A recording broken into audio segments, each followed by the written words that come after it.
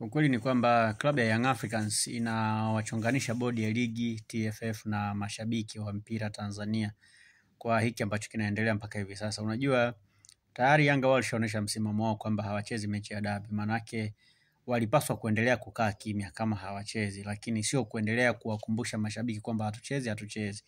Nimeona kati Ally Kamwe yuko Zanzibar kule wakati wametoka kusaini ule mkataba wa makubaliano baina ya Yanga na Wizara ya Utalii na Mambo ya Kale ya Zanzibar. Alikuwa anazungumza sehemu na vyombo vya habari, ameendelea kusisitiza kwamba msimamo wao ni ule ule, kwamba hawatacheza mechi ya dabi. Manake hiyo inatoa tafsiri kwamba hawajapatana na bodi ya ligi, yani bado hawajaweza kufuata kile ambacho bodi ya ligi wanakihitaji. Kwa hiyo inapelekea kuongeza pressure zaidi pale bodi ya ligi, kwa sababu pia hata leo nimeona baada ya kufika Tabora aliendelea kuzungumza mbele ya waandishi wa habari na mashabiki kwamba mashabiki wakisema hatuchezi. Yaani ni kitu ambacho kinaweza kuleta sintofahamu, yani inaweza kupelekea mashabiki kuanza kuichukia viongozi wa bodi ya ligi na kushindwa kuheshimu hata yale maamuzi ambayo bodi ya ligi wanaweza kuyatoa kwenye hili sakata la Simba na Yanga. Kama ikitokea maamuzi ambayo watafanya bodi ya ligi hayataegemea zaidi upande wa Young Africans kama club.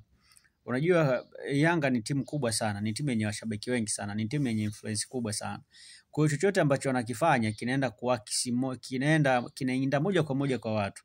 Kwa sababu story ya Yanga yoyote ile, iwe ni nzuri au mbaya, yoyote ambayo itatokea kwa Young Africans inawafikia watu wengi. So sometimes wanavozungumza vitu ni lazima pia wajue wanazungumza mbele ya kina nani. Kwa sababu pia waandishi wa habari kuna wakati wanauliza maswali ya kuhusu hiyo issue, inabidi waangalie namna kuliprotect hilo swala. Kama wao msimamo wao ni ule ule, manake hawapaswi kuhamasisha mashabiki kwamba wao hawatacheza mechi ya dabi, ila wao wanapaswa kukaa tu kimya kwa sababu walishazungumza msimamo wao mwanzoni. Inapaswa kuwa hivyo ili hata ikitokea mabadiliko ya aina yoyote ile, labda wakakubali kucheza mechi ya dabi, basi wasijikute wao wanakuwa kwenye wakati mgumu zaidi, kwa sababu namna ambavyo wanazidi kuhamasisha mashabiki waamini kwamba Yanga haiwezi kucheza mechi, hiyo inatengeneza picha mbaya kwao kama ikitokea siku wakatengua msimamo wao. Yani siku wakibadili msimamo wao, hali itakuwa ni mbaya zaidi, kwa sababu watashindwa namna kutoka mbele ya mashabiki na wanachama kueleza hali halisi ya kile ambacho kipo ndani. Kwa sababu mimi naamini kwamba bado Yanga watacheza mechi ya dabi. Yani pamoja na kwamba hawatacheza dabi, wanasema hawatacheza dabi, na of course kwenye mitandao mbalimbali wanazungumza, lakini pia hata wakifanya interviews mbalimbali wanazungumza kwamba hawatacheza dabi, lakini mimi bado naamini kwamba Yanga sio kubwa kuliko shirikisho na bodi ya ligi. Lakini pia kuna viongozi wengi wakuu wa serikali ambao wanaweza kuingilia hilo sakata na maisha yakaenda vizuri na wakakubali kwenda kucheza dabi. Hata kama serikali hairuhusiwi kuingilia michezo, lakini inaweza kushauri, na naamini kwamba Yanga kuna baadhi ya vitu hawezi kukataa kushauriwa na serikali. Kwa hiyo mimi naamini kwamba Yanga lazima tu itakubali, kwa sababu Yanga yenyewe kama club inategemea vitu vingi kutoka serikalini. Sasa kama unategemea vitu vingi kutoka serikalini na serikali pia ndio hiyo inakushauri, inakuaje unakataa? Yani unapataje nguvu ya kukataa? Kwa hiyo naamini kwamba hakuna namna Yanga wanaweza kukataa ushauri wa serikali. Kwa hiyo naamini kwamba itafika time watakubali na mambo yataenda vizuri. So kwa hiki ambacho kinaendelea, nafikiri Yanga wanapaswa kuacha tabia ya kuhamasisha mashabiki kuhusiana huo mchezo wa dabi, kwa sababu huo ni mchezo mkubwa, by the way, ni mchezo ambao kila mtu anatamani kuona unachezwa. Hata wanachama wa Yanga na mashabiki wamejigawa. Wapo ambao wanataka mechi ichezwe, wapo ambao hawataki mechi ichezwe. Na wale ambao hawataki mechi ichezwe, kuna wengine hawataki ichezwe kwa sababu ya kuhofia watafungwa na Simba, kwa maana ile hofu. Lakini pia kuna wengine wanahofia tu kwa sababu mechi za dabi huwa zinakuwa na niza tofauti.